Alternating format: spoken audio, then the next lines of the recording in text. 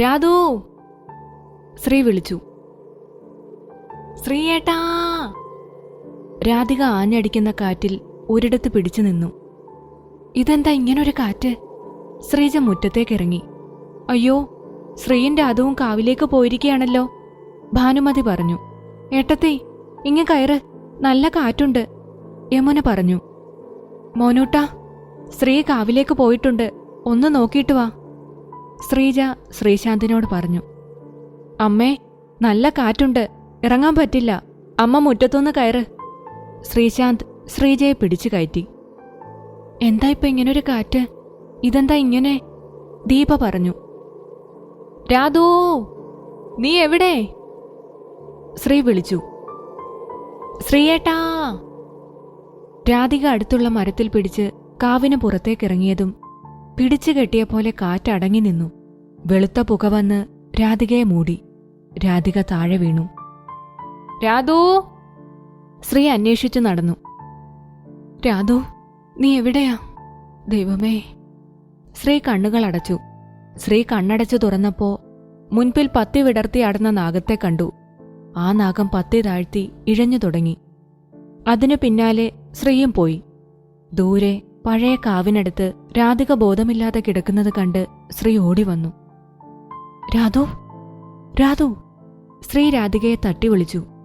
രാധു, കണ്ണു തുറക്ക്. ശ്രീ രാധികയെ എടുത്ത് മനയിലേക്ക് നടന്നു. ശ്രീ രാധികയെ കട്ടിലിൽ കിടത്തി. രാധു, എന്താ എന്താ മോനെ? ശ്രീജ ചോദിച്ചു. അതൊന്നുമില്ല അമ്മേ, അവള് തല കറങ്ങിയതാ, പേടിച്ചു കാണും. ശ്രീ വെള്ളമെടുത്ത് രാധികയുടെ മുഖത്തേക്ക് തെളിച്ചു. രാധിക മെല്ലെ കണ്ണു തുറന്നു. ശ്രീയേട്ടാ! രാധിക ശ്രീയെ കെട്ടിപ്പിടിച്ച് കരഞ്ഞു. ഞാൻ ഒരുപാട് പേടിച്ചു. അത് കണ്ടപ്പോൾ എല്ലാവരും പുറത്തേക്ക് പോയി. നിന്നോടാരാ അവിടേക്കൊക്കെ ചെല്ലാൻ പറഞ്ഞേ? ശ്രീ ചോദിച്ചു. രാധിക ശ്രീയിൽ നിന്ന് അടർന്നു മാറി. അവിടെ അവിടെ ആരോ ഉണ്ട്, എന്നെ വിളിച്ചു, അതാ ഞാൻ. അവിടെ ആര്? നിനക്ക് തോന്നിയതാ? അല്ല, ഉണ്ട്, അവിടെ ആരോ ഉണ്ട്, ഞാൻ കണ്ടു. ഒരു സ്ത്രീ, വിടർന്ന കണ്ണുകളും മുട്ടോളം മുടിയൊക്കെയായി ഒരു സ്ത്രീ. അവർ എന്റെ മുൻപിൽ തെളിഞ്ഞു വന്നു, പിന്നെ മാഞ്ഞുപോയി. Are you mad? ഫണ്ണി. ഞങ്ങൾ ഇതിനു മുൻപ് എത്ര തവണ അവിടെ പോയിട്ടുണ്ട്. നീ കണ്ട പെണ്ണിനെ ഞങ്ങളൊന്നും കണ്ടിട്ടില്ല. നിങ്ങൾ വിശ്വസിച്ചാലും ഇല്ലെങ്കിലും ഞാൻ കണ്ടത് സത്യമാ, രാധിക പറഞ്ഞു. ഓ, ഐ ഫോർഗോട്ട്. എല്ലാം മറന്നുപോകുന്ന ആളാണ് നിങ്ങൾ, ഈവൻ കയ്യിലടിച്ചു തന്ന സത്യങ്ങൾ പോലും. എന്താ നിന്റെ പ്രശ്നം? വെറുതെ ഓരോന്ന് പറഞ്ഞ് നല്ല ടൈംസ് കളയണ്ട രാധികെ. ഓ, നല്ല സമയം, രാത്രിയായല്ലോ, നിങ്ങളിലെ ഭർത്താവ് ഉണരുന്ന സമയം. ഇനഫ്. നീ പറഞ്ഞെങ്ങോട്ടാ പോകുന്നേ? ഞാൻ നിന്നെ ഒന്നും ചെയ്തിട്ടില്ല. കള്ളം പറയ വീണ്ടും വീണ്ടും. Shame on you. പിന്നെ ഇതെന്താ? രാധിക കഴുത്തിലേക്ക് വീണു കിടന്നിരുന്ന മുടിയെടുത്ത് സൈഡിലേക്ക് മാറ്റി. ഇതെന്താ? രാധിക ചോദിച്ചു. ശ്രീ രാധികയുടെ കഴുത്തിലേക്ക് നോക്കിയപ്പോൾ നഖം കൊണ്ട് മാന്തിയ പാടുണ്ടായിരുന്നു. ഇതെങ്ങനെ? ശ്രീ ചോദിച്ചു. പൊട്ടം കളിക്കല്ലേ എന്നോട്? നിങ്ങളല്ലാതെ പിന്നെ? ആ, ഞാൻ തന്നെ. അതിനെന്താ? എനിക്ക് അതിനുള്ള അവകാശമുണ്ടല്ലോ, ബിക്കോസ് ഞാൻ നിന്റെ ഭർത്താവാണ്. ശ്രീ രാധികയുടെ കൈ പിടിച്ചു. എന്നെ തൊടരുത്. രാധിക കൈവലിച്ചു. നിന്നെ തൊട്ടാൽ എന്താ ഉണ്ടാവുക? ശ്രീ രാധികയെ വലിച്ചടിപ്പിച്ചു. നീ അലിഞ്ഞു പോവോ? ഇന്നലെ തൊട്ടെങ്കിൽ ഇന്നും തൊടും. നിനക്ക് തടയാൻ പറ്റുമെങ്കിൽ നീ തടയ്. ശ്രീ രാധികയെ തള്ളി മാറ്റി പുറത്തേക്ക് പോയി. അവള് കണ്ട രൂപം, അതിനി നീലിമയാകുമോ? ഞങ്ങളെ പിന്തുടരുന്ന രൂപം, അത് നീലിമയാകുമോ? പക്ഷേ നീലിമ എന്തിന് രാധുവിനെ ഉപദ്രവിക്കണം? ഇനി വേറെ ആരെങ്കിലും ഉണ്ടോ? നീലിമയെ കൊന്നതാരാ? വൈശാഖൻ. ശ്രീ ഓരോന്നാലോചിച്ച് നിന്നു. ഞാൻ കണ്ട സ്വപ്നം, എവിടെയോ എന്തൊക്കെയോ മിസ്സിംഗ് ഫീൽ ചെയ്യുന്നുണ്ട്. ആർക്കാ എന്നെ ഒന്ന് ഹെൽപ്പ് ചെയ്യാൻ പറ്റുക? ഇതിന് പിന്നിലുള്ളത് എന്തെന്ന് കണ്ടെത്തണം. എന്താടാ ഈ നേരത്ത് ഇവിടെ വന്നിരിക്കുന്നേ? അരുണും സജിയും വന്നു. എന്താ കുട്ടൻസ്, എന്തോ ഉണ്ടല്ലോ മനസ്സിൽ? പറയ് ബ്രോ, സച്ചി പറഞ്ഞു. അരുൺ, സച്ചി, എനിക്ക് നിങ്ങളുടെ സഹായം വേണം. എന്താടാ? അരുൺ ചോദിച്ചു. നിനക്കറിയില്ല അരുൺ, ഞാൻ തുടർച്ചയായി കണ്ടിരുന്ന സ്വപ്നം, അതിൽ പറയുന്ന പേര് നീലിമ. മുത്തശ്ശി അന്ന് പറഞ്ഞത് ഓർമ്മയുണ്ടോ? വൈശാഖൻ, നീലിമ. അപ്പോ ആ നീലിമയാണ് എന്റെ സ്വപ്നത്തിൽ വന്നിരുന്ന നീലിമ. അവരെ കൊന്നതുകൊണ്ടാണ് രാധുവിന്റെ മുത്തച്ഛൻ വൈശാഖിനെ കൊന്നത്. ബട്ട് വൈശാഖനല്ല നീലിമയെ കൊന്നത്, ശ്രീ പറഞ്ഞു. വാട്ട്? പിന്നെ ആരാ? അരുൺ ചോദിച്ചു. വേറെ ആരോ ആണ്. എനിക്ക് ഉറപ്പാ അരുൺ, അത് എന്റെ മുത്തച്ഛനല്ല, വേറെ ആരോ ആണ്. ഇനിയിപ്പോൾ ആണെങ്കിൽ തന്നെ എന്താ കൂട്ടേട്ടാ, കഴിഞ്ഞുപോയ കാര്യല്ലേ, ലീവ് ഇറ്റ് മാൻ, സച്ചി പറഞ്ഞു. ഒരു ഫൂളിഷ് ഡ്രീമും ഒരു പഴയ കഥയും. നോ, അങ്ങനെ തള്ളിക്കളയാൻ എനിക്കാവില്ല. കാരണം എന്താടാ? നീ എന്തോ മറയ്ക്കുന്നുണ്ട്. എന്താ ശ്രീ? അരുൺ, രാധിക സ്വപ്നം കണ്ട് നിലവിളിച്ചതല്ല, ശ്രീ പറഞ്ഞു. പിന്നെ? എടാ, ഞങ്ങൾക്ക് ചുറ്റും എന്തൊക്കെയോ നടക്കുന്നുണ്ട്. അന്ന് ഞാൻ ഇങ്ങോട്ട് വന്ന അന്ന് ശ്രീ അന്ന് നടന്നതെല്ലാം പറഞ്ഞു. ഞാൻ കണ്ടു, എന്റെ 2 കണ്ണുകൊണ്ടും. പിന്നെ കളരിക്കൽ വെച്ച്, ആ പറമ്പിൽ, പിന്നെ ഞങ്ങളുടെ ബെഡ്റൂമിൽ. അതും രാധുവിനെ, എന്റെ ഭാര്യയെ ഫിസിക്കലി കീഴ്പ്പെടുത്താൻ ശ്രമിക്കുന്നത്. അവളെ കൊല്ലാനല്ല, റേപ്പ് അറ്റംപ്റ്റാണ് ഞാൻ റൂമിലേക്ക് ചെല്ലുമ്പോൾ കണ്ടത്. കാവിലേക്ക് ചെന്നപ്പോൾ പെട്ടെന്നുണ്ടായ കാറ്റ്. ഇന്നേ വരെ സച്ചി, നീയും ഞാനും കാണാത്ത സ്ത്രീരൂപം രാധിക കണ്ടു. Something wrong. ഞാനൊരു ഡോക്ടറാണ്, ഇതൊന്നും വിശ്വസിക്കാൻ പാടില്ല. ഞാൻ പഠിച്ചത് സയൻസാണ്. ബട്ട് എനിക്കിത് വിശ്വസിക്കാൻ മാത്രമേ കഴിയൂ. ഞാൻ കണ്ടു, എന്റെ 2 കണ്ണുകളെ എനിക്ക് വിശ്വസിക്കാൻ മാത്രമേ കഴിയൂ. നീ സത്യമാണോ പറയുന്നേ? അരുൺ ചോദിച്ചു. എടാ, എന്റെ ഗൗരി സത്യം. ആ രൂപത്തിന്റെയും രാധുവാണ്. എന്തിനാ അത് രാധുവിനെ ഫോളോ ചെയ്യുന്നത്? എനിക്കറിയണം. അരുണും സച്ചിയും പരസ്പരം നോക്കി. എനിക്കറിയണം. ഞാൻ കാണുന്ന സ്വപ്നം, നീലിമയെ കൊന്നതാരാ? ആ രൂപം എന്തിനാ അതെന്റെ രാധുവിനെ നശിപ്പിക്കാൻ നോക്കുന്നത് എന്നെനിക്കറിയണം. നിങ്ങൾ എന്റെ കൂടെ നിൽക്കുവോ? ശ്രീ ചോദിച്ചു. ഞാനുണ്ട് നിന്റെ കൂടെ, അരുൺ പറഞ്ഞു. ഞാനും ഉണ്ട് ബ്രോ, സച്ചി പറഞ്ഞു. ശ്രീയേട്ടാ! രാധിക നിലവിളിച്ചു. ഏട്ടത്തെയല്ലേ അത്? സച്ചി പറഞ്ഞു. ശ്രീക്കും പിന്നാലെ അരുണും സച്ചിയും മനയിലേക്കോടി. മോളുടെ കരച്ചിലാണല്ലോ. യമുന കോണിപ്പടികൾ ഓടിക്കയറി. ചെറിയമ്മേ! ശ്രീ വിളിച്ചു. മോനെ, രാധുമോള്. ഞാൻ നോക്കിക്കൊള്ളാം. ശ്രീ പടികൾ ഓടിക്കയറി, പിന്നാലെ അരുണും. എന്താ രാധു? ചുവരിനോട് ചേർന്ന് നിൽക്കുന്ന രാധികയെ നോക്കി ശ്രീ ചോദിച്ചു. രാധിക വിരൽ ചൂണ്ടിയിടത്തേക്ക് ശ്രീ നോക്കിയപ്പോൾ ജനലിനപ്പുറത്ത് ആ കറുത്ത രൂപം രാധികയെ നോക്കി നിൽക്കുന്നത് ശ്രീ കണ്ടു. അരുണും സച്ചിയും ഓടി വന്നു. അവർ വന്നതും രൂപത്തെ കണ്ട് അവർ ഭയന്നു. ആ രൂപം ജനലിന്റെ അഴിക്കുള്ളിലൂടെ അകത്തേക്ക് വന്നു. രാധിക ശ്രീയെ ചേർന്ന് നിന്നു. ശ്രീ കൈകൊണ്ട് രാധികയെ ചേർത്ത് നിർത്തി. സച്ചി അരുണിന്റെ കൈ പിടിച്ചു. എല്ലാവരും നോക്കി നിൽക്കെ ആ രൂപം ശ്രീയുടെ കഴുത്തിന് നേരെ നീണ്ടു. ശ്രീയുടെ കഴുത്തിൽ പിടിച്ച് ആ രൂപം ശ്രീയെ പുറത്തേക്ക് വലിച്ചെറിഞ്ഞു. ഒപ്പം സച്ചിയെയും അരുണിനെയും. എല്ലാവരും നോക്കി നിൽക്കെ വാതിലടഞ്ഞു.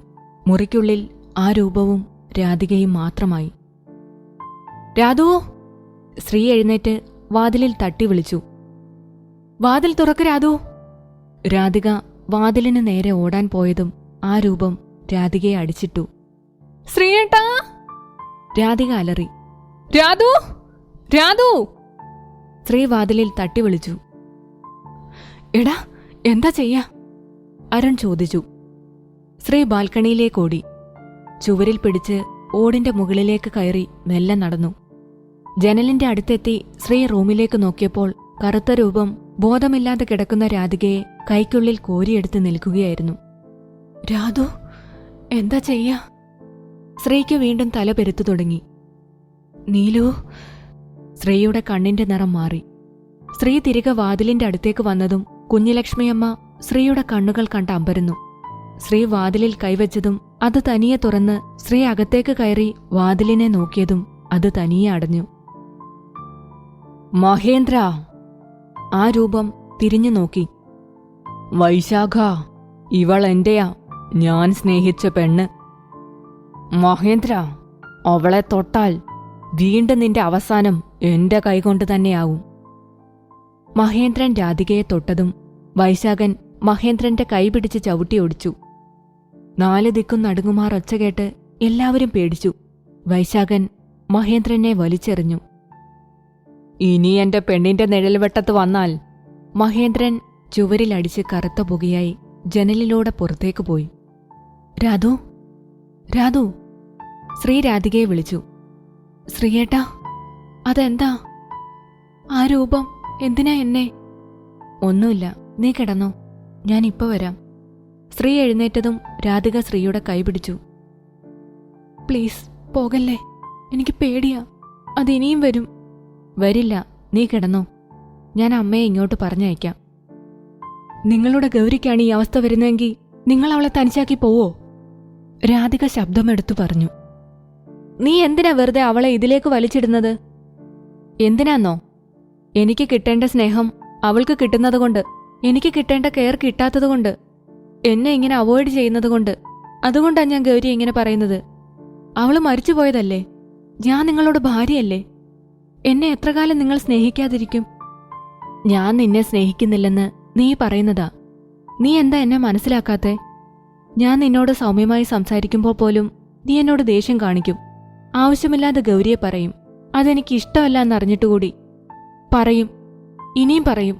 മരിച്ചിട്ടും മറ്റുള്ളവർക്ക് സ്വസ്ഥത കൊടുക്കാത്തവൾ, എന്റെ ജീവിതം നശിപ്പിച്ചവൾ. രാധിക ഉറക്കെ പറഞ്ഞു. ശ്രീ രാധികയുടെ കരണം നോക്കി അടിച്ചു. മിണ്ടരുത്, നിന്റെ ഒച്ച പൊങ്ങരുത്. ഇത് നിന്റെ തറവാടല്ല, കാളിയർമനയാണ്. നീ പറഞ്ഞില്ലേ ഞാൻ സാഡിസ്റ്റാണെന്ന്. എന്റെ ഒച്ചയ്ക്ക് മേലെ നിന്റെ ശബ്ദം ഇനി ഉയർന്നാൽ ശ്രീനാഥിന്റെ മറ്റൊരു മുഖം നീ കാണും. ശ്രീ മുറിയിൽ നിന്നിറങ്ങിപ്പോയി. രാധികയുടെ ഫോൺ റിങ് ചെയ്തു. ഹലോ, കാശിയേട്ടാ. എന്താ രാധു, നിന്റെ ശബ്ദത്തിന് എന്താ പറ്റിയത്? നീ കരഞ്ഞോ? ഇല്ലല്ലോ, കരഞ്ഞില്ല. എന്തിനാ കരയുന്ന ഞാൻ?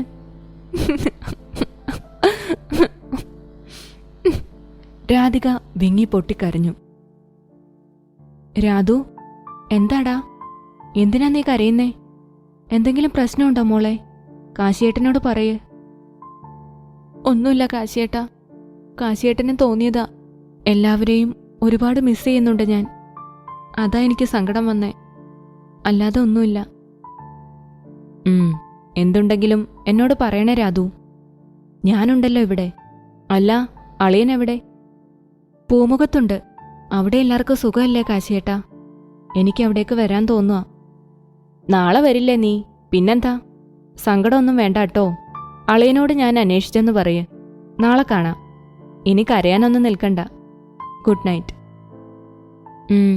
ഗുഡ് നൈറ്റ് കാശിയേട്ടാ. രാധിക ഫോൺ കട്ട് ചെയ്ത് കട്ടിലിൽ ഇരുന്ന് കരഞ്ഞു. എന്താ നിന്റെ പ്ലാൻ? നീ പറഞ്ഞപ്പോൾ അധികം വിശ്വാസമായില്ല, ബട്ട് നേരിട്ട് കണ്ടപ്പോൾ ശ്രീ, ഇറ്റ്സ് അൺബിലീവബിൾ. അരുൺ പറഞ്ഞു. അതെ Arun bro, it's such a horrible. Sachi അരുണിനെ നോക്കി പറഞ്ഞു.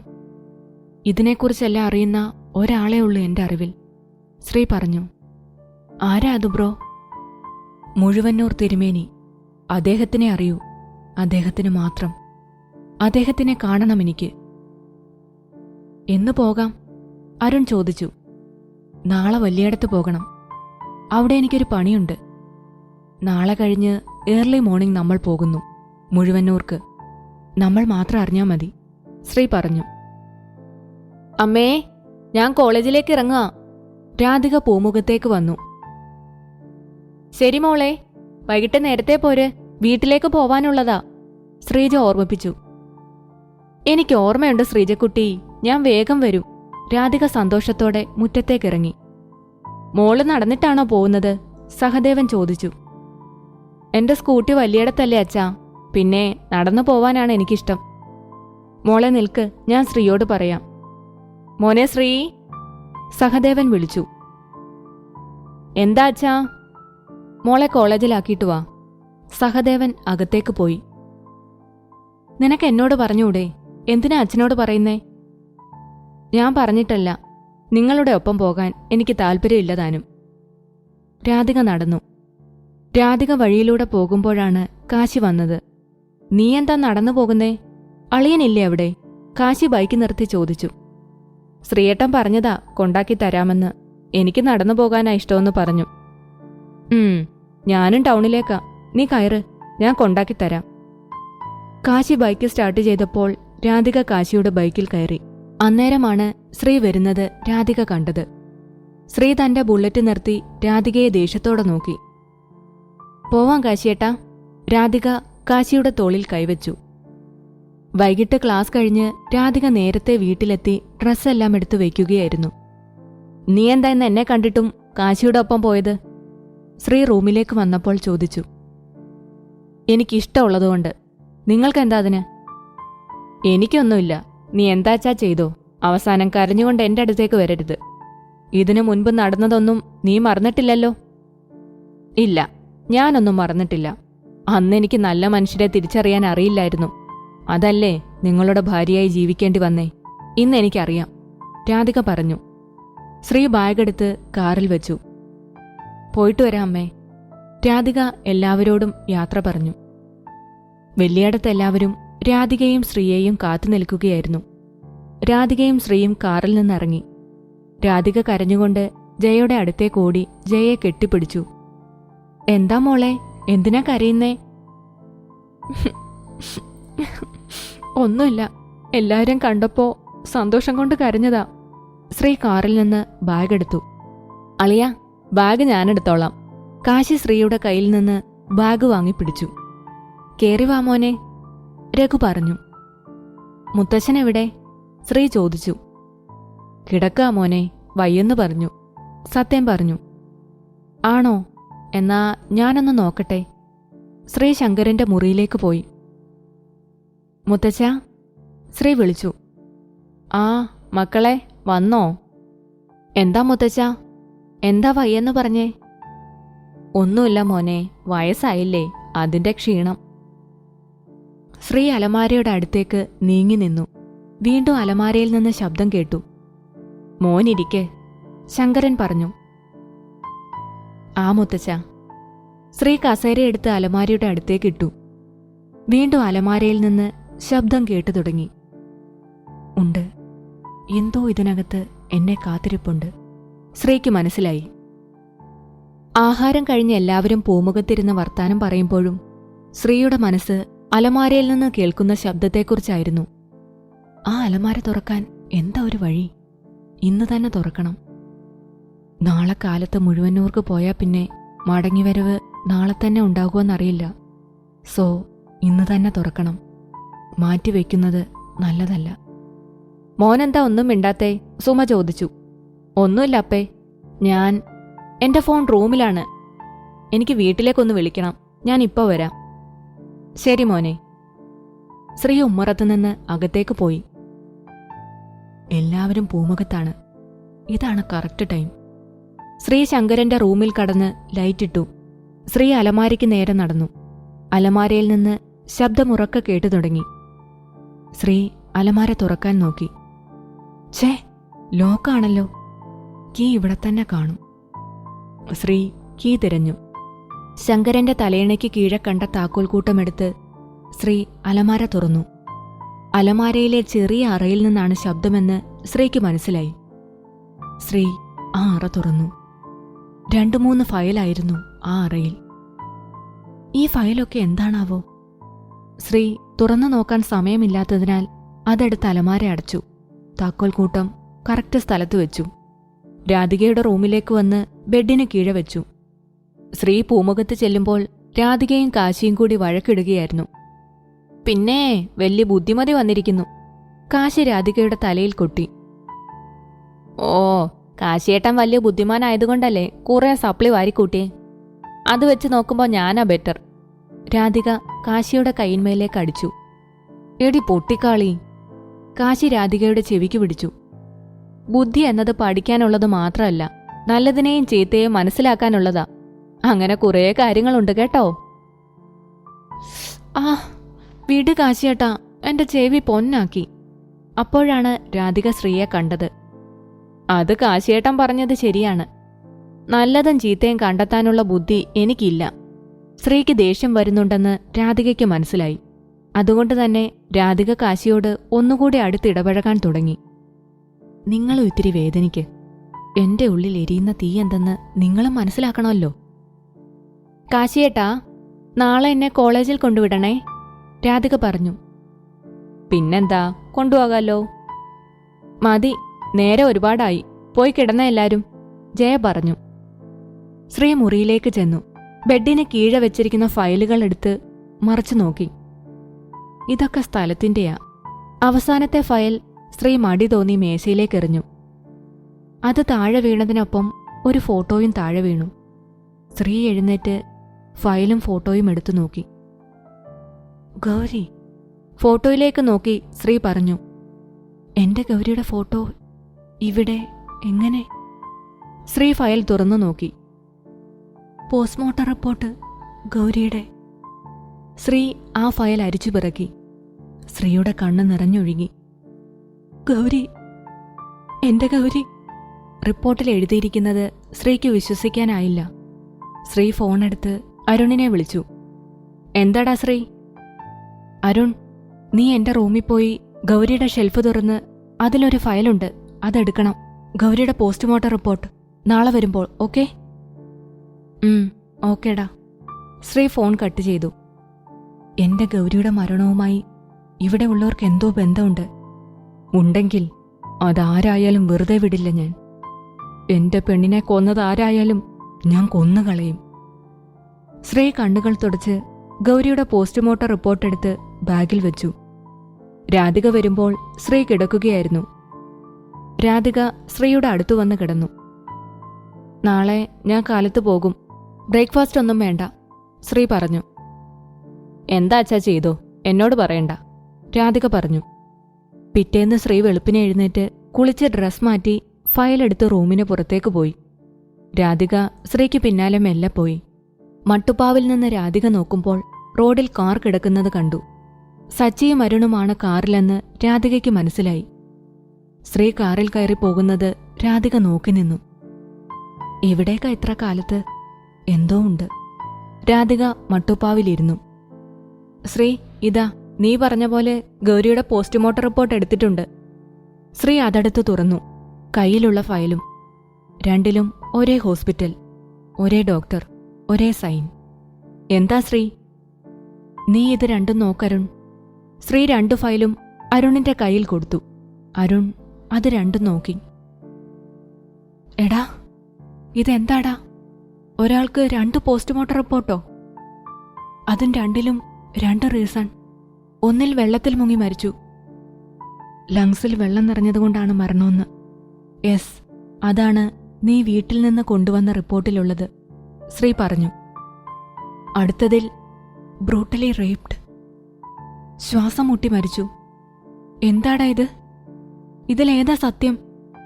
അപ്പോ നിന്റെ ഗൗരി? ഇതെവിടുന്നായി റിപ്പോർട്ട്? കുട്ടേട്ടാ, അപ്പോ ഗൗരി ചേച്ചി? സച്ചി കാർ സഡൻ ബ്രേക്ക് ഇട്ട് നിർത്തി. ഇതിലേതാ സത്യമെന്ന് എനിക്കറിയില്ല, ബട്ട് രണ്ടാമത്തെ റിപ്പോർട്ട് എനിക്ക് കിട്ടിയത് വെള്ളിയടത്ത് നിന്നാ, ശ്രീ പറഞ്ഞു. വാട്ട്? അരുൺ ശ്രീയെ നോക്കി. വെള്ളിയടത്ത് നിന്നോ? യെസ്, അതും അവളുടെ മുത്തച്ഛന്റെ അലമാരയിൽ നിന്ന്. എന്തോ ഉണ്ട്. എന്റെ ഗൗരിയുടെ മരണവുമായി അയാൾക്ക് എന്തോ ബന്ധമുണ്ട്. ഉണ്ടെങ്കിൽ പിന്നെ അയാൾ വെറും ഓർമ്മ മാത്രമാകും. നമുക്ക് സത്യാവസ്ഥ അറിഞ്ഞിട്ട് മതി ഇനിയുള്ള കാര്യങ്ങൾ. ആദ്യം മുഴുവനൂർക്ക്, എന്നിട്ട് ഇതിന്റെ സത്യാവസ്ഥ അറിയണം ശ്രീ നമുക്ക്. സച്ചി, കാർ എടുക്കടാ മുഴുവനൂർക്ക്. മോളെ, ശ്രീനാഥ് എവിടെ? ജയ ചോദിച്ചു. അതമ്മേ കാലത്ത് തന്നെ പോയി. എന്തോ അത്യാവശ്യ കാര്യമുണ്ട്, അതാ. പുലർച്ചെ തന്നെ പോയി. എല്ലാവരും ഉറങ്ങുന്നത് കൊണ്ടാ പറയാതിരുന്നേ. ശരി മോളെ, നീ ചായ കുടിക്ക്. രാധിക പറഞ്ഞത് കാശിക്ക് വിശ്വാസമായില്ല. മുഴുവന്നൂർ മനയുടെ മുന്നിൽ സച്ചി കാർ നിർത്തി. അരുണും സച്ചിയും കാറിൽ നിന്നിറങ്ങി. ശ്രീനാഥ് ആ മണ്ണിൽ കാലുകുത്തിയതും കാവിലെ നാഗങ്ങൾ ഉണർന്നു. എവിടുന്നാ? കാര്യസ്ഥൻ ചോദിച്ചു. കിള്ളിമംഗലത്ത് നിന്നാ, ശ്രീ പറഞ്ഞു. അവിടുന്ന്? കാളിയാർമനയിലെ സഹദേവന്റെ മകനാണ് ഞാൻ, ശ്രീ പറഞ്ഞു. അയാൾ ശ്രീയെ നോക്കി കൈകൂപ്പി. ഇതെന്റെ അനിയൻ സച്ചിൻ, ഇതെന്റെ സുഹൃത്ത് അരുൺ. വര്യ, അകത്തേക്ക് വര്യ, കാര്യസ്ഥൻ പറഞ്ഞു. ഇരിക്ക, ഞാൻ ഇപ്പോ വരാം. ശ്രീ മനയാകെ നോക്കി. അപ്പോഴാണ് ഇറയത്ത് സർപ്പം ചുറ്റിപ്പിണഞ്ഞ് സ്ത്രീയെ നോക്കിക്കിടക്കുന്നത് ശ്രീ കണ്ടത്. അദ്ദേഹം വരുന്നുണ്ട്, കാര്യസ്ഥൻ പറഞ്ഞു. തിരുമേനിയെ കണ്ടതും 3 പേരും എഴുന്നേറ്റ് കൈകൂപ്പി. തിരുമേനി ശ്രീനാഥിനെ നോക്കി. ശ്രീനാഥ് അല്ലേ?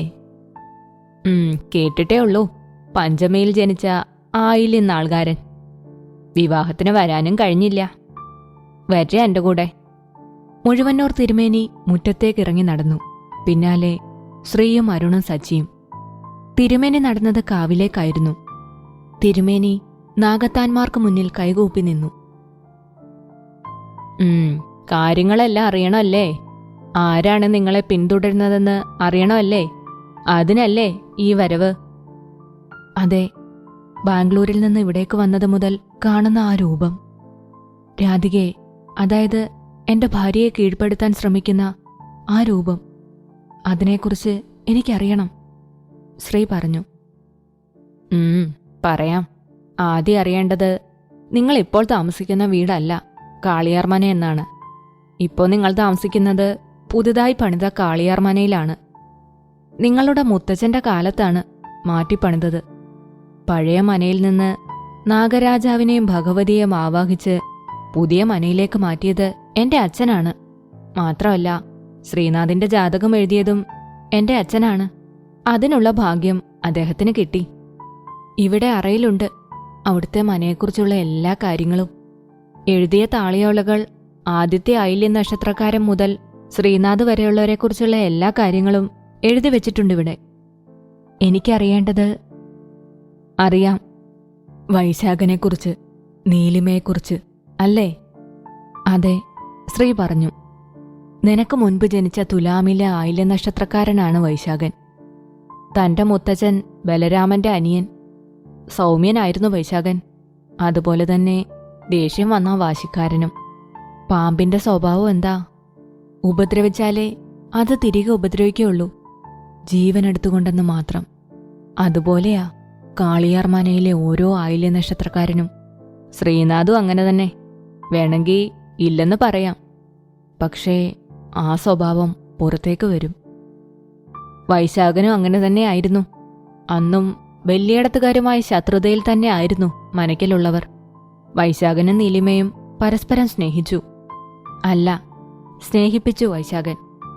മനയ്ക്കലും വലിയടത്തും ഇതറിഞ്ഞ് പ്രശ്നങ്ങളായി. നീലിമയെ പൂട്ടിയിട്ടു. അതറിഞ്ഞ വൈശാഖൻ വലിയടത്ത് എന്ന് നീലിമ ഇറക്കിക്കൊണ്ടുവന്നു. പക്ഷേ നീലിമ തന്റെ സഹോദരന്റെ സമ്മതമില്ലാതെ വിവാഹം നടക്കില്ല എന്ന് പറഞ്ഞു. വാശി പിടിച്ചു. നീലിമയെ നഷ്ടപ്പെടുത്താൻ ഒരുക്കമില്ലാത്ത വൈശാഖൻ നീലിമയുടെ എതിർപ്പിനെ വകവയ്ക്കാതെ വിവാഹം കഴിച്ചു. അതോടുകൂടി നീലിമയ്ക്ക് വൈശാഖനോട് ദേഷ്യമായി. അവരുടെ ബന്ധം ഒരു താലിയിൽ മാത്രമായി ഒതുങ്ങി. വിവാഹം കഴിഞ്ഞ് 2ന്റെ അന്ന് കാവിൽ വിളക്ക് വെക്കാൻ പോയ നീലിമ കൊല്ലപ്പെട്ടു. നീലിമ മാത്രമല്ല, മഹേന്ദ്രനും. മഹേന്ദ്രനോ? അതാരാ? ശ്രീനാഥ് ചോദിച്ചു. മഹേന്ദ്രൻ നീലിമയുടെ മുറച്ചെറുക്കനായിരുന്നു. നീലിമയെ കൊന്നത് വൈശാഖനാണെന്ന് വലിയടത്തെ കാരണവർ വിശ്വസിച്ചു. ആയില്യനാളുകാരന്റെ ബലം അവന്റെ ഭാര്യ കൂടിയാണ്. നീലിമയുടെ മരണത്തോടെ വൈശാഖന്റെ ആയുസിന്റെ ബലം കുറഞ്ഞു. പെങ്ങളെ കൊന്നത് വൈശാഖനാണെന്ന് കരുതിയ വലിയടത്തെ കാരണവർ വൈശാഖനെ കൊന്നു. തിരുമേനി പറഞ്ഞു നിർത്തി. അപ്പോ മഹേന്ദ്രൻ എങ്ങനെ മരിച്ചു? നീലിമയെ ആരാ കൊന്നത്? അരുൺ ചോദിച്ചു. അതെ, അവരെങ്ങനെ മരിച്ചു? എന്തിനാ രാധികയെ ആ രൂപം എന്തിനാ കീഴ്പ്പെടുത്താൻ ശ്രമിക്കുന്നത്? അതാരുടെ രൂപമാ? ശ്രീനാഥ് തിരുമേനിയെ നോക്കി. മഹേന്ദ്രന്റെ ആണത്. മഹേന്ദ്രൻ കഴിഞ്ഞ ജന്മത്തിൽ ആഗ്രഹിച്ച് കിട്ടാത്ത നീലിമയെ ശ്രീനാഥന്റെ ഭാര്യയിലൂടെ സ്വന്തമാക്കാനാണ് ശ്രമിക്കുന്നത്. അതിന് അവനൊരു മനുഷ്യരൂപം സ്വീകരിച്ചാൽ മഹേന്ദ്രനെ തടയാനാവില്ല, വൈശാഖനല്ലാതെ. ആഗ്രഹങ്ങൾ അടങ്ങാത്ത ആത്മാക്കളാണ് ഭൂമിയിലുണ്ടാവുക.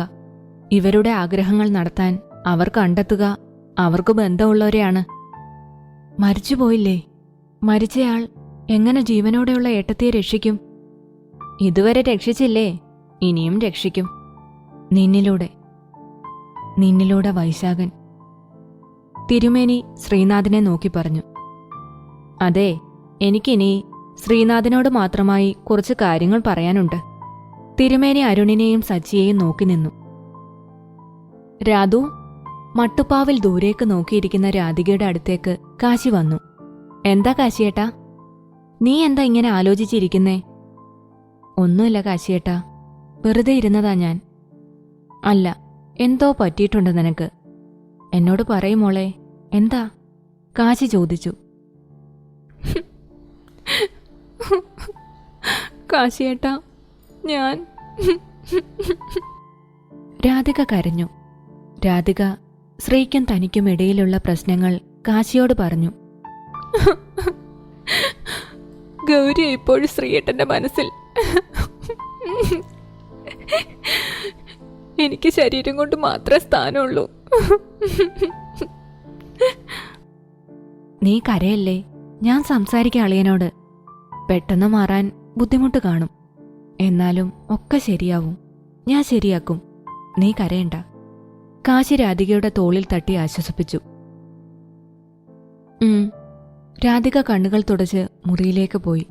കാശി മട്ടുപ്പാവിൽ നിന്ന് എന്തൊക്കെയോ ആലോചിച്ചു. ഇനി എന്താ ശ്രീ നീ ചെയ്യാൻ പോകുന്നത്? അരുൺ ചോദിച്ചു. അറിയില്ല, എനിക്കറിയില്ല. ഭ്രാന്ത് വരുവാ ഓരോന്നാലോചിക്കുമ്പോൾ. എന്നെക്കൊണ്ട് വയ്യ അരുൺ, വല്ലാത്തൊരു ചതിയിലാണ് ഞാൻ പെട്ടിരിക്കുന്നത്. എന്തായാലും നേരിട്ടേ പറ്റൂ, ശ്രീ പറഞ്ഞു. ധൈര്യത്തിന് നമുക്കൊരു ബിയറങ്ങ് കാച്ചിയാലോ? സച്ചി പറഞ്ഞു. ഹാ, വേണ്ടിവരും, ശ്രീ പറഞ്ഞു. അല്ല, ഇനി ഗൗരിയുടെ പോസ്റ്റ്മോർട്ടം റിപ്പോർട്ടിന്റെ കാര്യത്തിൽ തീരുമാനം ഉണ്ടാക്കണ്ടേ? അരുൺ പറഞ്ഞു. വേണം. എന്നിട്ട് എനിക്ക് കുറച്ച് പരിപാടികളുണ്ട്. ഗൗരിയുടെ മരണം കൊലപാതകമാണെങ്കിൽ അതിന് പിന്നിലുള്ളത് ആരായാലും ഞാൻ വെറുതെ വിടില്ല. ടൗണിൽ നിന്ന് ബിയറൊക്കെ അടിച്ച് രാത്രി ഏറെ ഇരുട്ടിയാണ് ശ്രീനാഥ് വല്യാടത്തെത്തിയത്. ശ്രീനാഥ് പൂമുഖത്തേക്ക് കയറുമ്പോൾ ഒരു പേപ്പറിനു വേണ്ടി അടികൂടുന്ന രാധികയും കാശിയെയുമാണ് ശ്രീനാഥ് കണ്ടത്. നോക്കട്ടെ കാശിയേട്ടാ. രാധിക പേപ്പർ കിട്ടാനായി കൈ എത്തിച്ചു നിന്നു. കാശി പേപ്പർ ഉയർത്തിപ്പിടിച്ചിരിക്കുകയായിരുന്നു. താ, നോക്കട്ടെ. ഇല്ല മോളെ, നീ കാണണ്ട. ടൈമാകുമ്പോ ഞാൻ കാണിച്ചു തരാം. പറ്റില്ല, ഇപ്പൊ തന്നെ കാണണം. അമ്മേ! കാല് തെറ്റി വീഴാൻ പോയ രാധികയെ കാശി ചുറ്റിപ്പിടിച്ചു. ഇപ്പോ നടും തല്ലി വീണേനെ, കാശി പറഞ്ഞു. രാധിക ചിരിച്ചുകൊണ്ട് നോക്കിയതും ശ്രീനാഥ് നോക്കി നിൽക്കുന്നത് കണ്ടു. രാധിക ശരിക്കും നിന്നു. ആ, അളിയൻ എത്തിയോ? എവിടെ പോയതാ? കാശി ചോദിച്ചു. ഞാൻ അരുണിന്റെ കൂടെ അവന്റെ ഫ്രണ്ടിന്റെ ഒരാവശ്യത്തിന് പോയതാ. എന്താ, എന്തെങ്കിലും പ്രശ്നം? കാശി ചോദിച്ചു. അവന്റെ ഫ്രണ്ടിന്റെ അനിയത്തിയെ ഒരുത്തൻ ശല്യപ്പെടുത്തുന്നു. അവനെ ഒന്ന് കാണാൻ പോയതാ, ശ്രീനാഥ് പറഞ്ഞു. ശേ, അങ്ങനെയൊക്കെയുള്ള കേസിന് എന്നെ വിളിക്കണ്ടേ? ഒരു ഗുണ്ടയുള്ളത് എന്തുകൊണ്ടും നല്ലതാ, അല്ലേടി? കാശി രാധികയെ തട്ടി. ഞാനും അരുണും പാൽക്കുപ്പികളൊന്നുമല്ല. കാശിക്ക് എന്നെ അറിയാഞ്ഞിട്ടാ. ശ്രീനാഥ് രാധികയെ നോക്കി. ആ, മോനെത്തിയോ? ആഹാരം എടുത്തു വയ്ക്കട്ടെ?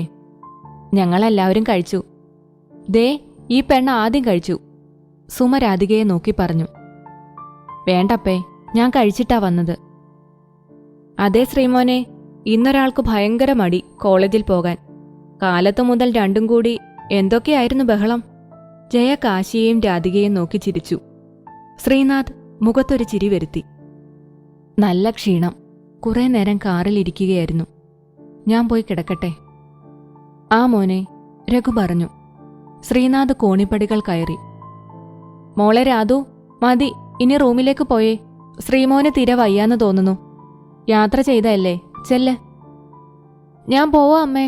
കാശിയേട്ടാ, ആ ഫോട്ടോ കാണിച്ചതാ പ്ലീസ്. രാധിക വീണ്ടും കാശിയോട് വഴക്കിടാൻ തുടങ്ങി. കുറേ നേരത്തിന് ശേഷം രാധിക റൂമിലേക്ക് ചെല്ലുമ്പോൾ ശ്രീ ബാത്റൂമിലായിരുന്നു. രാധിക കട്ടിലിലിരുന്നു. ഹോ, വന്നോ? കഴിഞ്ഞോ വഴക്ക്? ശ്രീ ചോദിച്ചു. തൽക്കാലം വിരാമമിട്ടു. രാത്രിയായില്ലേ? രാധിക പറഞ്ഞു. ശ്രീ രാധികയുടെ അടുത്തേക്ക് നടന്നു. രാധിക കട്ടിലിൽ നിന്ന് എഴുന്നേറ്റു. രാധികയ്ക്ക് മദ്യത്തിന്റെ മണമടിച്ചു. നിങ്ങൾ കുടിച്ചിട്ടുണ്ടോ? രാധിക ചോദിച്ചു. 4 കുപ്പി ബിയർ. ശ്രീനാഥ് രാധികയെ നോക്കി. നിങ്ങൾ കുടിക്കോ? രാധിക ചോദിച്ചു. കുടിക്കും. പ്രത്യേകിച്ച് ഇന്ന് എന്തായാലും കുടിക്കണം ഞാൻ. ഇന്നെന്താ പ്രത്യേകത? രാധിക ചോദിച്ചു. ഇന്ന് നമ്മുടെ ആദ്യ രാത്രി. ഇംഗ്ലീഷിൽ പറഞ്ഞാൽ ഫസ്റ്റ് നൈറ്റ്. അതാഘോഷിക്കണ്ടേ? 2 ലഹരിയല്ലേ എൻ്റെ രാധികയെ? ശ്രീ രാധികയുടെ തോളിൽ കൈവച്ചു. 1 മദ്യവും. സോറി, ബിയറിനെ അതിൻ്റെ ഗണത്തിൽ പെടുത്താൻ പാടില്ല. എന്നാലും ലഹരിയാണല്ലോ. പിന്നെ 1 പെണ്ണും. 2ഉം ആണിന് ആസ്വദിക്കാനുള്ള ലഹരി. ഇല്ല, ഞാൻ സമ്മതിക്കില്ല. രാധിക ശ്രീയുടെ അടുത്തുനിന്ന് മാറി. രാധു, അതിനെനിക്ക് നിന്റെ സമ്മതം വേണ്ട. ഇത് ഞാൻ കെട്ടിയ താലിയല്ലേ? ശ്രീ രാധികയുടെ കഴുത്തിൽ കിടന്നിരുന്ന താലിയിൽ തൊട്ടു. എന്റെ സമ്മതം വേണം, രാധിക പറഞ്ഞു. ശ്രീ രാധികയെ വട്ടം ചുറ്റി പിടിച്ചു. എന്തിനാ സമ്മതം? ഞാൻ കെട്ടിയ താലി. നീ എന്നെ സ്നേഹിക്കുന്നുണ്ട്, ഞാൻ നിന്നെയും. പിന്നെ എന്താ വേണ്ടത്? ശ്രീനാഥ് ചോദിച്ചു. ശ്രീയേട്ടാ, എനിക്ക് നിങ്ങളെ മനസ്സിലാകുന്നില്ല. നിങ്ങളുടെ സ്വഭാവവും. You are such A mystery. എനിക്ക് നിങ്ങളെ മനസ്സിലാകുന്നില്ല. രാധികയുടെ കണ്ണുകൾ നിറഞ്ഞു. ശ്രീ രാധികയുടെ മുഖം കൈക്കുമ്പിളിലെടുത്തു. ഞാനൊരു സാധാരണ പുരുഷനാണ്. ശരിയാ, ഒരാൾക്കും മനസ്സിലാകാത്ത ഒരുപാട് കാര്യങ്ങളുണ്ട് എൻ്റെ മനസ്സിൽ. രാധിക, ഞാൻ ഭാര്യയെ സ്നേഹിക്കാൻ ആഗ്രഹിക്കുന്ന ഒരാളാണ്. ഞാൻ നിന്നെ സ്നേഹിക്കുന്നുണ്ട്. ബട്ട് അത് നിനക്ക് മനസ്സിലാകുന്നില്ല. നിന്നോട് ഞാൻ എന്തു പറയുമ്പോഴും നീ എന്നെ ഒരു ശത്രു കാണുന്ന പോലെയാ കണ്ടത്. കാരണം എനിക്കറിയാം. നമ്മുടെ വിവാഹം കഴിഞ്ഞ് മനക്കിലെത്തിയപ്പോൾ ഗൗരിയുടേതായ ഞാൻ കാത്തുസൂക്ഷിക്കുന്ന സാധനങ്ങൾ എടുത്തു മാറ്റി. എനിക്കത് ഇഷ്ടമല്ലെന്നറിഞ്ഞിട്ടും. അതല്ലേ ഞാൻ വഴക്കിട്ടെ? അതവിടെ ഇരുന്നോട്ടെ. ഒരാൾക്കും ഒരു ശല്യമില്ല. അതെന്റെ ഇഷ്ടങ്ങളാണ്. നീയും ഇഷ്ടപ്പെടുമെന്ന് ഞാൻ കരുതി. പക്ഷേ നീ ഗൗരിയെ പറഞ്ഞ് എന്നെ ദേഷ്യം പിടിപ്പിച്ചു. അപ്പോ ഞാനും തിരികെ ദേഷ്യപ്പെട്ടു. അല്ലാതെ എനിക്ക് നിന്നോട് ദേഷ്യമില്ല. എനിക്ക് ജലസ് തോന്നാൻ നീ കാണിച്ചു കൂട്ടുന്ന കാര്യങ്ങളുണ്ടല്ലോ, അത് കാണുമ്പോൾ എനിക്ക് ചിരിയാ വരുന്നത്. ഞാൻ ഏതാണുങ്ങളെപ്പോലെയും നീ നിന്റെ മുറച്ചെറുക്കനോട് അധികം ഇടപെടുന്നത് കണ്ട് ദേഷ്യം വന്ന് നിന്നെ സ്നേഹിക്കുമെന്ന് കരുതിയോ? എനിക്കതിൻ്റെ ആവശ്യമില്ല. ശ്രീയേട്ടാ, ഞാൻ... രാധു, നീ എന്നെ വെറുത്തോ? എനിക്ക് കുഴപ്പമില്ല. ബട്ട് എനിക്ക് നിന്നെ വേണം. നീ സമ്മതിച്ചില്ലെങ്കിൽ കൂടി ഞാൻ നിന്നെ സ്വന്തമാക്കും. ഇല്ല ശ്രീയേട്ടാ, നിങ്ങളുടെ മനസ്സിൽ ഗൗരിയാണ്, ഞാനല്ല. അങ്ങനെ ഒരാളുടെ കൂടെ കിടക്കാൻ എനിക്ക് പറ്റില്ല. ഈ മനസ്സ് മുഴുവൻ ഞാനാണെങ്കിൽ മാത്രം നിങ്ങൾ എന്നെ തൊട്ടാ മതി. കിടക്കും. ഞാൻ സമാധാനത്തിലല്ലേ നിന്നോട് പറഞ്ഞത്. നിനക്കത് കേൾക്കാൻ ഭാവമില്ലെങ്കിൽ ഞാൻ ബലം പ്രയോഗിക്കും. ഇല്ല. രാധിക ശ്രീയെ നോക്കി. നിങ്ങൾ എന്നെ തൊടില്ല. ശ്രീനാഥ് രാധികയെ പിടിച്ച് തന്നോടടുപ്പിച്ച് രാധികയുടെ കഴുത്തിൽ ചുംബിച്ചു. രാധിക ശ്രീയെ തള്ളിയിട്ടു. ചുവരിന്മേലിടിച്ച ശ്രീ രാധികയെ നോക്കി. എന്താ രാധു ഇത്? രാധു, ഞാൻ നിന്റെ ഭർത്താവാണ്. ശ്രീ രാധികയുടെ അടുത്തേക്ക് ചെന്നു. രാധികയെ വീണ്ടും ശ്രീ തന്നിലേക്ക് വലിച്ചടുപ്പിച്ചു. ഇത്തവണ ശ്രീ രാധികയുടെ 2 കൈകളും കൂട്ടിപ്പിടിച്ചു. രാധിക ശ്രീയുടെ കൈക്കുള്ളിൽ കിടന്നു പിടഞ്ഞു. അടങ്ങി നിൽക്കടി. നിന്നെ തൊട്ടാ എന്താ ഉണ്ടാകുമെന്ന് എനിക്കൊന്ന് കാണണം, ശ്രീനാഥ് പറഞ്ഞു. വേണ്ട, എന്നെ വിട്. ഞാൻ പറഞ്ഞിട്ടുണ്ട് എന്നെ തൊടരുതെന്ന്. ശ്രീനാഥ് കുറേ നേരം രാധികയുടെ കൈ പിടിച്ചു നിന്നു. രാധിക പതിയെ അടങ്ങി. രാധിക ശ്രീയെ നോക്കി. ശ്രീ പതിയെ രാധികയെ വിട്ടു. മനസ്സിലായില്ലേ? ഞാൻ ബലം പ്രയോഗിച്ചാ നീ തോറ്റുപോകും. അതിലും നല്ലതല്ലേ മര്യാദയ്ക്ക് എന്നെ അനുസരിക്കുന്നത്. ഞാൻ നീ കാണുന്ന സീരിയലിലെ സൽഗുണസമ്പന്നനായ കിഴങ്ങൻ ഭർത്താവൊന്നുമല്ല. ഭാര്യ മുദ്രപത്രത്തിൽ ഒപ്പിട്ട് തന്നിട്ട് ഒപ്പം ജീവിക്കാൻ നിൽക്കാൻ. താലി കെട്ടിയിട്ടുണ്ടെങ്കിൽ നിന്നെ സ്വന്തമാക്കാനും എനിക്കറിയാം. രാധിക ഒന്നും പറയാതെ കരഞ്ഞുകൊണ്ട് കട്ടിലിൽ ചെന്നിരുന്നു. ശ്രീ രാധികയുടെ അടുത്ത് ചെന്നിരുന്ന് പതിയെ രാധികയുടെ മുഖം പിടിച്ചുയർത്തി. രാധികയുടെ കരഞ്ഞു കലങ്ങിയ കണ്ണുകൾ കണ്ടപ്പോൾ ശ്രീയുടെ ഉള്ളുപിടഞ്ഞു. ശ്രീനാഥ് ജനലിന്റെ അടുത്തേക്ക് നോക്കിയപ്പോൾ ആ കണ്ണുകൾ അകത്തേക്ക് വരുന്നത് കണ്ടു. രാധിക ശ്രീ നോക്കുന്നിടത്തേക്ക് നോക്കി. പാഞ്ഞു വരുന്ന രൂപം കണ്ട് രാധിക ഭയപ്പെട്ടു. പെട്ടെന്ന് മുറിയിലെ ജനലുകൾ കൊട്ടിയടഞ്ഞു. രാധിക ശ്രീയെ നോക്കി. പേടിക്കണ്ട, അതകത്തേക്ക് വരില്ല, ശ്രീനാഥ് പറഞ്ഞു. രാധു, ശ്രീ വിളിച്ചു. ശ്രീനാഥിന്റെ വിരലുകൾ രാധികയുടെ കവിളിൽ കൂടി ഓടി നടന്നു. പെട്ടെന്ന് ജനലിൽ ആരോ വന്നിടിച്ചു. രാധിക ഞെട്ടി. തുടർന്നും ജനലിൽ തട്ടുകൾ കേട്ടു. അകത്തേക്ക് കയറാനാവാതെ മഹേന്ദ്രൻ അലറി. രാധിക പേടിച്ച് ശ്രീയുടെ കൈ മുറുകെ പിടിച്ചു. ശ്രീനാഥിനെ ഭയപ്പെടുത്താൻ മഹേന്ദ്രൻ കഴിയുന്നതെല്ലാം ചെയ്തുകൊണ്ടിരുന്നു. കാറ്റാഞ്ഞു വീശി. മരങ്ങൾ കടപുഴകി വലിയ ശബ്ദത്തോടെ വീണു. മഴ പേമാരി കണക്കെ പെയ്തു. രാധിക ഭയപ്പെട്ടു. എങ്കിലും ശ്രീനാഥിന് ഒരു കുലുക്കവും ഉണ്ടായില്ല. കാരണം വൈശാഖിന്റെയും ഗൗരിയുടെയും ആത്മാക്കൾ അവർക്ക് കാവലുണ്ടെന്ന് ശ്രീനാഥിന് അറിയാമായിരുന്നു. ഒപ്പം മുഴുവന്നൂരിന്റെ പ്രാർത്ഥനയും. പേടിക്കണ്ട, ഞാനില്ലേ, അതൊന്നും ചെയ്യില്ല. ശ്രീ രാധികയെ നോക്കി. ശ്രീയേട്ടാ, രാധിക വിളിച്ചു. ശ്രീ രാധികയുടെ ചുണ്ടിൽ വിരൽ വച്ചു. നീ അതിസുന്ദരിയാണ് രാധിക, അതും സാരിയിൽ. ശ്രീ രാധികയുടെ കൈയെടുത്ത് തന്റെ കവിളിൽ വെച്ചു. സോ ഹോട്ട്, ശ്രീനാഥ് കണ്ണുകൾ അടച്ചു പറഞ്ഞു. ശ്രീ രാധികയെ കട്ടിലിൽ കിടത്തി.